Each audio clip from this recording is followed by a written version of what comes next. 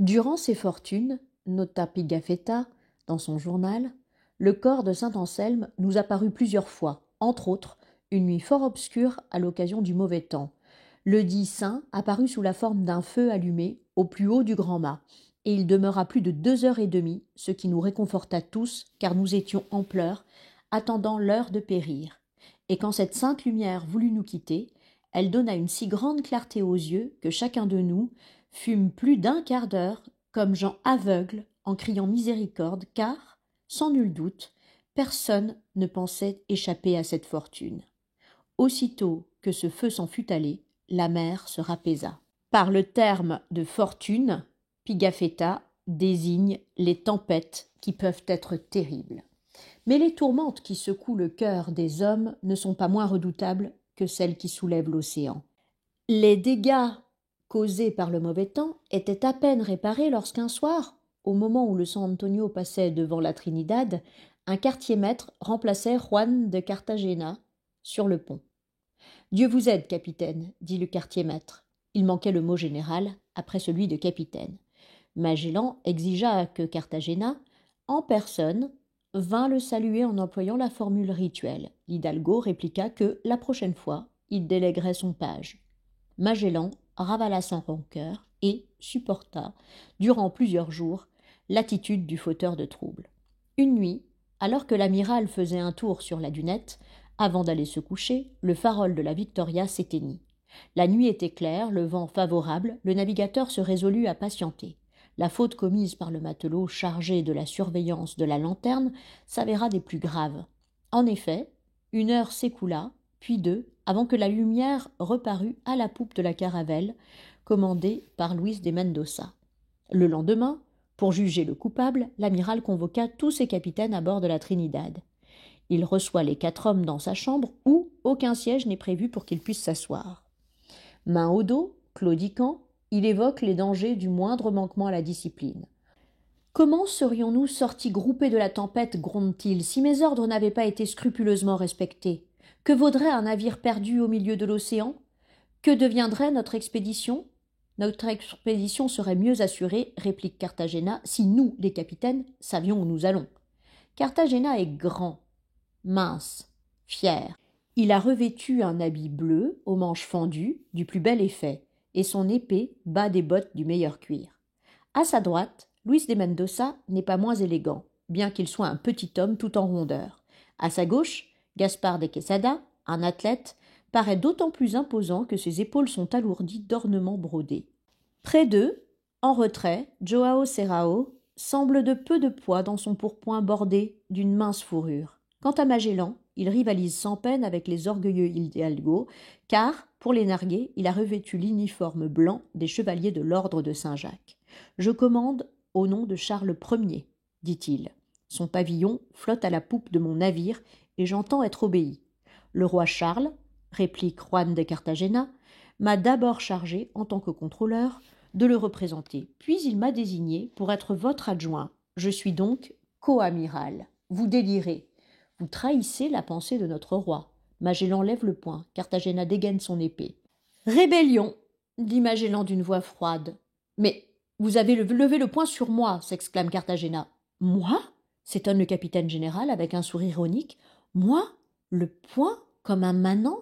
J'ai levé l'index, monsieur, pour prendre le ciel à témoin de la véracité de mon propos. Juan de Cartagena demeure quoi?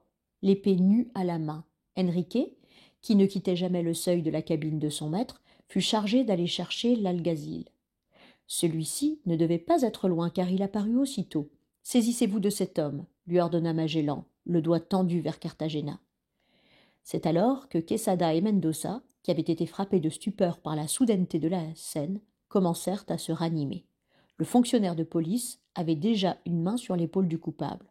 « Je vous en prie, capitaine général, dit Quesada, ne mettez pas au fer au fond de votre cale le contrôleur du roi. Remettez-le-moi, je le garderai prisonnier à bord de la Victoria, parole d'honneur, proposa Mendoza. Cette sanction parut juste à Joao Serrao. C'est bon, dit Magellan, mais je le destitue. Vous m'enverrez Antonio de Coca, officier de pont du San Antonio, à qui je vais confier le commandement du navire.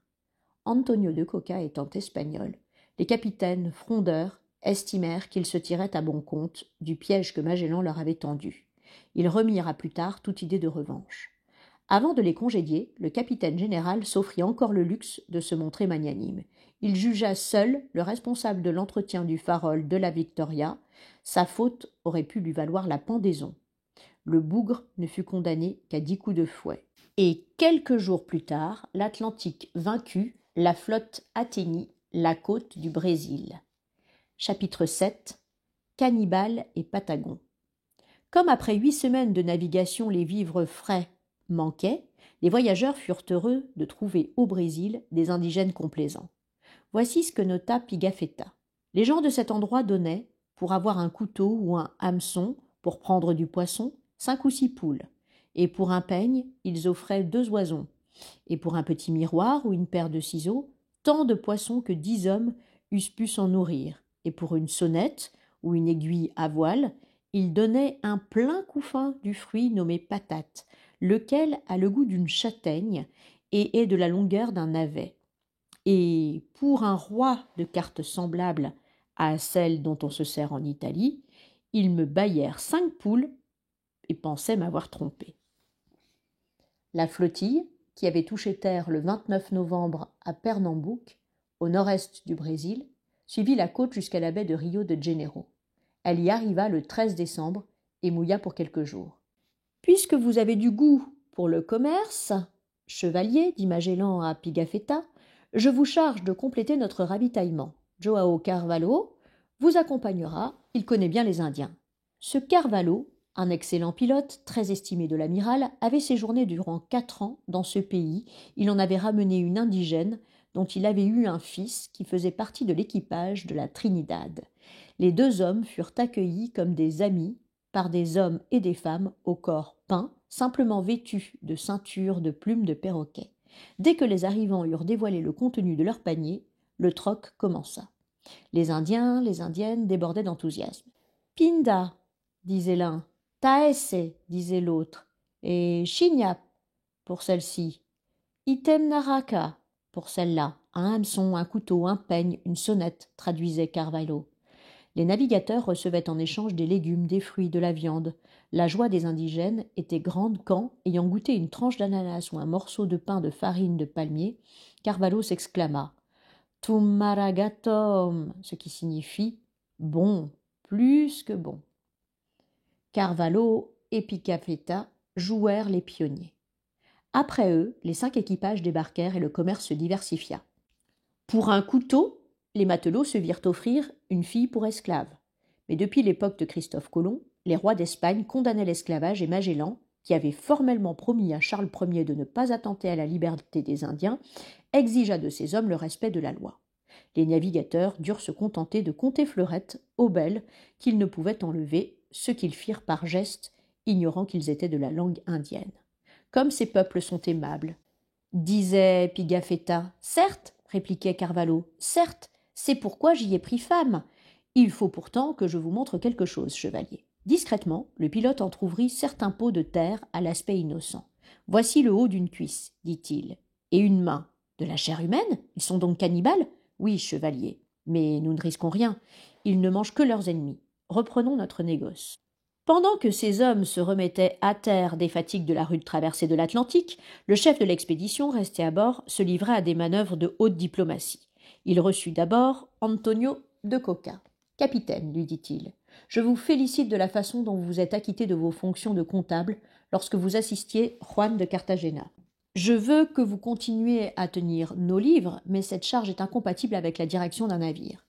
Alvaro de Mesquita fut désigné pour remplacer Coca à la tête du San Antonio. Alvaro de Mesquita était portugais, il était aussi cousin de Magellan. Duarte Barbosa commenta en ces termes ce changement. La Trinidad, le San Antonio et le Santiago, cela fait 3 navires pour notre partie, contre 2 pour l'autre, la Concepción et la Victoria. Allons, allons, mon frère, gronda gentiment Magellan, de quoi parlez-vous là? Nous sommes tous ensemble une seule et même formation. L'amiral reçut ensuite successivement Gaspard de Quesada, puis Luis de Mendoza, à la suite de quoi la garde de l'Hidalgo prisonnier passa de celui-ci à celui-là. « Bonne affaire, nota Duarte, car s'il est aussi teigneux que Mendoza, Quesada est moins intelligent. » Magellan se contenta de sourire. Après 13 jours d'escale, une grande messe rassembla sur le rivage les équipages et les indigènes. Puis les navires appareillèrent. Nous avons semé le bon grain, ce peuple se convertira à la foi chrétienne, disait le chapelain sur la dunette de la Trinidad, bras levés en ultime geste d'adieu aux Indiens. Puisse notre mission se poursuivre comme elle a commencé, mon père, marmonna comme une prière Magellan. Mais dans les jours qui suivirent, les vœux des navigateurs ne furent pas exaucés. À la recherche du fameux passage donnant sur l'océan inconnu, la flottille mit cap au sud et entreprit l'exploration de tous les golfes et de toutes les baies. Elle connut sa plus grosse déception après avoir doublé le cap Santa Maria. Ce qu'elle croyait être un golfe, et peut-être l'entrée du passage vers l'ouest, n'était que la vaste embouchure d'un grand fleuve. Magellan ne semblait plus très sûr des secrets qu'il croyait avoir découverts dans les livres laissés par les rares explorateurs qui l'avaient précédé. Il ordonna de continuer les recherches, toujours en direction du sud. Des tempêtes épouvantables secouèrent l'escadre pendant tout le mois de février. Avec le mois de mars, l'hiver austral approchait. La neige, la grêle accablèrent les matelots. Et nulle part le passage. Sur la côte inhospitalière apparaissaient de curieux animaux, des oisons qui avaient le bec comme des corbeaux, c'étaient des pingouins, et des loups marins de la grandeur et grosseur d'un veau, c'étaient des otaries et des phoques. Mais il aurait fallu de plus surprenantes merveilles pour réjouir les équipages. Les hommes souffraient, se plaignaient, murmuraient, grondaient. Quand Magellan accepterait-il de remonter vers le Brésil, où la bonne chair abondait, où la température était douce à l'ombre des palmiers? La flotte approchait du 50e degré de latitude sud lorsque, pour s'abriter d'une tempête particulièrement violente, l'amiral donna l'ordre de jeter l'ancre dans un abri naturel jamais exploré, le port de San Julián. Cette côte glaciale ne peut être que déserte, pensent les voyageurs. Et soudain, que découvrent-ils au milieu des rocailles abruptes et des broussailles qui composent un paysage désolé? Un homme, un géant qui chante avec une voix de taureau et qui danse et leur fait de grands gestes. Il est vêtu, chaussé de peau de guanaco, une espèce de lama. Ses yeux cerclés de jaune donnent une effrayante expression à son visage peint de rouge. Il est si lourd que quand il saute, il enfonce la terre d'une paume de profondeur à l'endroit où touchent ses pieds. D'autres hommes et des femmes le rejoignirent. Joao Carvalho fut chargé de prendre contact avec ces indigènes inconnus. Bien qu'il ne comprît rien à leur langage, il parvint à engager quelques échanges qui apprivoisèrent ces Patagons, nom qui leur fut donné en raison du volume de leurs pieds enveloppés de fourrure. 4 géants montèrent à bord de la Trinidad. Le capitaine, nota Pigafetta dans son journal, retint les 2 plus jeunes pour les mener en Espagne à son retour. Mais ce fut par un bon et fin moyen, car autrement ils eussent fait déplaisir à quelqu'un de nos gens. La façon par laquelle il les retint fut qu'il leur donna beaucoup de couteaux, des ciseaux, miroirs, sonnettes et de la verrerie, et ils tenaient toutes ces choses en leurs mains. Alors le capitaine fit apporter des fers qu'on met aux pieds des malfaiteurs. Et ces géants prirent plaisir à voir ces fers. Mais ils ne savaient pas où il fallait les mettre, et cela leur faisait mal de ne pouvoir les prendre avec leurs mains, empêchés par les autres choses qu'ils tenaient. Incontinent, le dit capitaine leur fit mettre à tous les 2 les fers aux pieds. Quand ils virent la finesse qu'on leur avait faite, les géants commencèrent à hurler et à écumer comme des taureaux, en criant fort haut « Cétébos », c'est-à-dire le grand diable. L'un des prisonniers, ayant fait comprendre par signe qu'il regrettait sa femme, Magellan demanda à Carvalho de prendre la tête de quelques hommes et d'aller la chercher. Mais le rapport fait à leurs congénères par les 2 indigènes plus âgés, qui s'étaient enfuis de la nef, avait sans nul doute été défavorable. Les voyageurs furent accueillis par une volée de flèches. Un matelot fut tué. Il fallut l'ensevelir dans une terre glacée, sur ce rivage hostile où jamais un Européen n'avait posé le pied. En représailles, les compagnons du malheureux mirent le feu aux huttes patagones. Cet épisode tragique n'allait pas être le seul, hélas, qui marquerait l'escale de cette baie funeste de San Julián. Chapitre 8. La mutinerie de San Julián. Magellan avait décidé d'hiverner dans ce port du bout du monde, les rations furent réduites. Moins de biscuits, et plus de vin sauf le dimanche. Les maîtres d'équipage furent chargés d'expliquer que la prudence imposait cette parcimonie, car l'on ne savait pas combien de mois s'écouleraient avant de retrouver l'abondance des pays tropicaux. Mais des hommes soumis nuit et jour à l'humidité et au froid sont peu sensibles à la voix de la raison. La mauvaise humeur régnait sur tous les navires. Les capitaines espagnols s'en réjouissaient, guettant le moment où ils pourraient en profiter. Le 1er avril 1520, jour de Pâques, l'amiral les invita à assister à la messe et à déjeuner à bord de la Trinidad. Ils refusèrent cette invitation. À l'heure du repas, à bord de la Concepción, Quesada traduisit leur attitude commune en ces termes. « Nous aurions bien quelques questions à poser à Magellan, mais nous ne le ferons que quand nous serons en position de force. Cela ne saurait tarder, dit en souriant Cartagena, le prétendu prisonnier, qui n'avait rien perdu de sa superbe. J'ai mûri un projet que nous mettrons dès ce soir à exécution. La nuit venue, alors qu'un épais brouillard flotte sur l'eau, le canot de la Concepción est mis sans bruit à la mer. 30 hommes embarquent, conduits par Cartagena et Quesada, mais aussi par Coca et par un autre officier espagnol, Juan Sebastián d'Elcano. À petits coups d'aviron, très prudemment, l'embarcation se dirige vers le San Antonio, s'en approche, touche la coque. Pas un cri, nul n'est de quart. Le plus leste des hommes agrippe un filin, grimpe à bord, et bientôt des échelles de corde pendent au flanc du navire. Les assaillants se regroupent sur le pont, désert par cette nuit glaciale. Cartagena et Coca connaissent parfaitement ce bâtiment qu'ils ont commandé. Ils sont capables de conduire leurs troupes en dépit de l'obscurité et du brouillard. « Suivez-moi » souffle Cartagena, en marchant à pas de loup vers la chambre du commandant. La porte de la chambre est enfoncée. « Qui va là » s'exclame le cousin de Magellan, Alvaro de Mesquita. Il n'a pas le temps d'en dire davantage, il est capturé, bâillonné, enchaîné très vite, de même que le pilote Mafra qui s'est porté à son secours.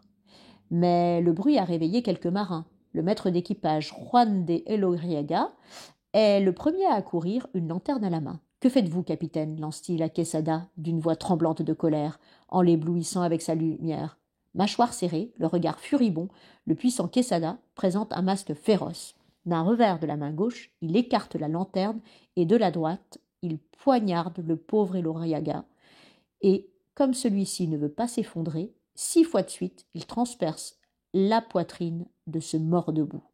Des marins épouvantés se sont rassemblés à l'entrée de la cabine. « Qu'on mette au fer tous les Portugais » ordonne Cartagena. « Celui-ci, celui-là, encore celui-là » précise Coca en désignant aux hommes venus de la Concepción, ceux du San Antonio, qui doivent être mis hors d'état de nuire. Et pour tous les autres, du vin, double ration, mais sans bruit, décrète Quesada, en rengainant son poignard.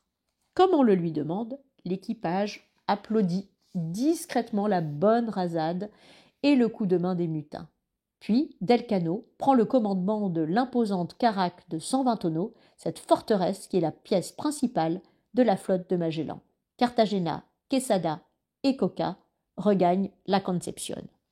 Quand le jour se lève, les 5 navires flottent comme la veille, à la même place, au milieu de lambeaux de brouillard qui se déchirent. Rien ne semble avoir changé, mais le patron du canot de la Trinidad reçoit une curieuse réponse lorsqu'il se rend auprès du San Antonio pour y compléter, comme à l'accoutumée, son équipe de bûcherons chargés de la corvée de bois. « Nous n'irons pas avec vous, nous n'obéissons plus qu'à Gaspard de Quesada, notre capitaine général, lui fait savoir un matelot.